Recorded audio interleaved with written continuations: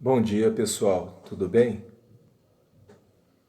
Bom, nós estamos aqui para nossa primeira aula pós-quarentena.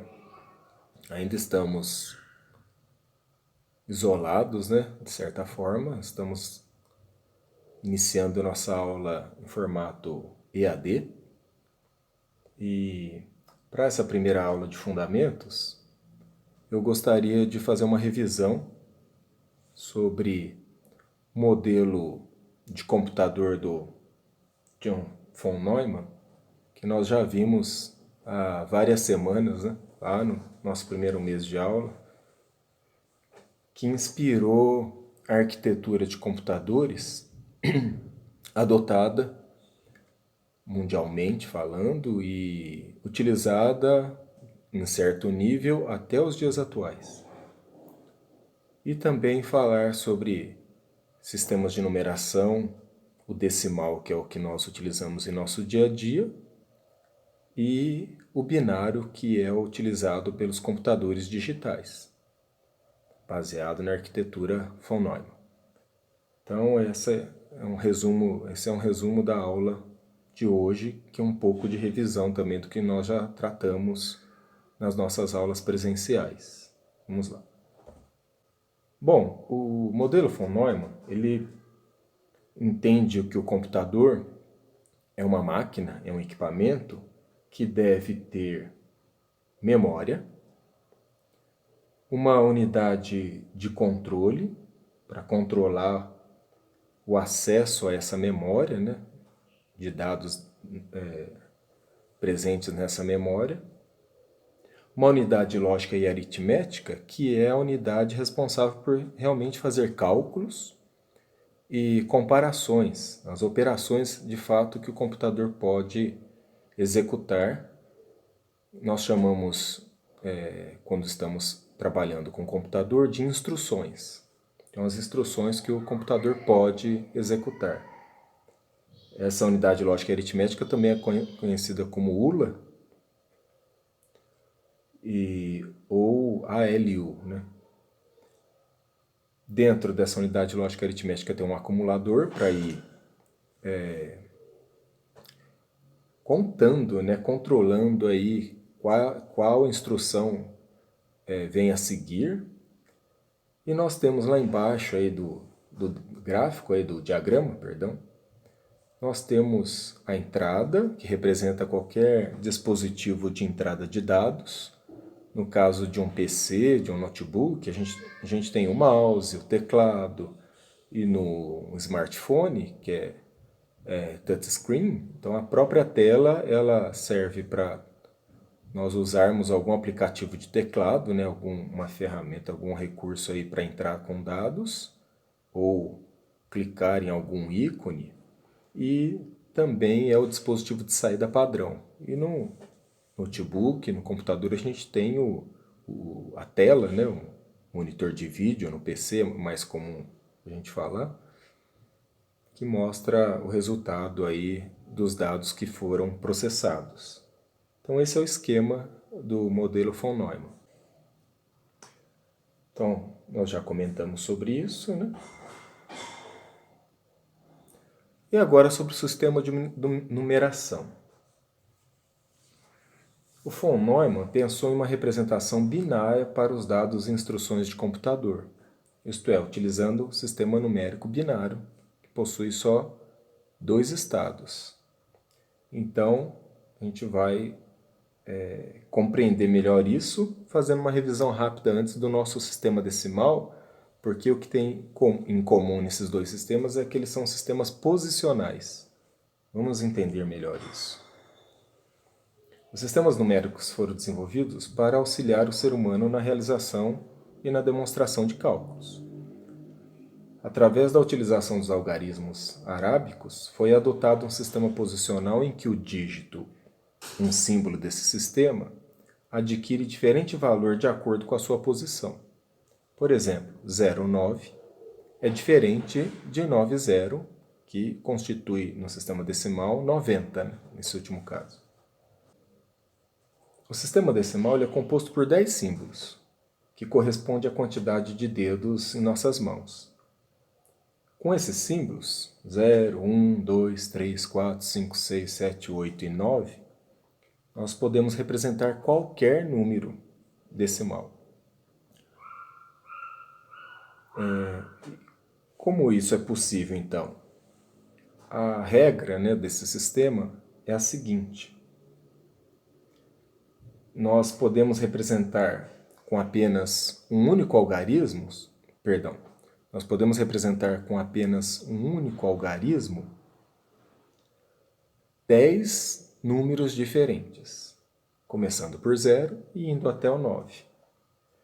E se nós quisermos representar o próximo número que sucede ao 9, que vem depois do 9, como a gente pode fazer? Como se esgotaram todos os símbolos, nós voltamos a utilizar o primeiro símbolo, que é o 0, mas do lado esquerdo dele nós indicamos com o número 1, que já utilizamos uma dezena. Então nós temos 1, 0, representando uma dezena de números.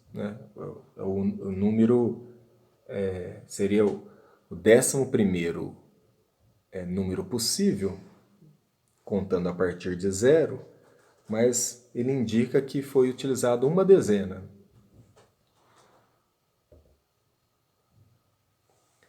E aqui a gente tem uma quase tabela para mostrar a sequência das dezenas.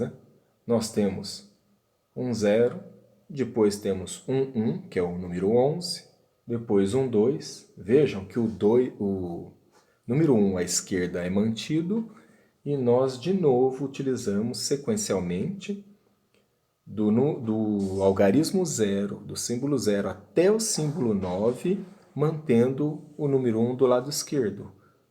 E aí nós vamos poder utilizar todos os algarismos ou símbolos possíveis do lado direito. E assim a gente consegue mais uma dezena. Ao fazer isso, e nós tentarmos representar um próximo número, por exemplo, chegamos no número 9, que é o 19, e queremos o próximo número. Aí o que deve ser feito é representar duas dezenas, então nós aumentamos o algarismo que está à esquerda e voltamos a utilizar na casa da direita os símbolos a partir de 0 e repetimos o processo. Esgotados todos as unidades possíveis com duas dezenas, nós aumentamos de novo lá após o 29 para 3 dezenas, 0 unidades. E todo o processo continua. Por isso, esse sistema decimal é chamado posicional, porque à medida que nós precisamos utilizar mais números, o número vai, à medida que esgota-se todos os algarismos possíveis na mesma posição, o número aumenta à esquerda, ele cresce indo para a esquerda, guardando algarismos à esquerda. Então o número vai aumentando assim, mudando de posição para representar valores maiores. Por exemplo, se eu quiser representar uma centena, eu tenho que deslocar duas casas à esquerda e marcar aí o número 1 e deixo a posição aí que representava as dezenas com 0 e a posição que representa as unidades com 0. Então nós temos uma centena, 0 dezenas, 0 unidades, que representa o número 100. A quantidade de símbolos de um sistema numérico é chamada de base. No caso do sistema decimal, a base é 10, porque nós temos 10 símbolos para representá-lo, de 0 a 9. Dessa forma, para representarmos os deslocamentos, podemos fazer uso de potências do número 10 multiplicadas pelo algarismo naquela mesma posição. Por exemplo, se quisermos representar o número 15 em potências, nós fazemos, como está aí marcado em amarelo, o 1, esse 1 à esquerda representa aí a dezena, né? 1 vezes 10 elevado à primeira, mais 5 vezes 10 elevado a zero. O que essas potências de 10 aí, com base 10, estão representando? Quando nós vemos aí o 10 elevado a zero, vamos começar a olhar da direita para a esquerda, para entender o crescimento das potências. Esse zero aí está indicando que você está com o algarismo sem deslocamento, na posição inicial. Por isso que nós pegamos a base, que é o sistema decimal, a base 10, e elevamos ao expoente zero, para indicar que não teve deslocamento, está na posição inicial. E multiplicamos pela unidade, né? No caso 5, que está nessa posição inicial. Depois somamos com a potência, o 10 elevado a 1, porque houve um deslocamento multiplicado pelo algarismo que está naquela posição, que é 1. Então, o 5 está multiplicando por 10 elevado a 0, porque o 5 está na posição 0, digamos assim.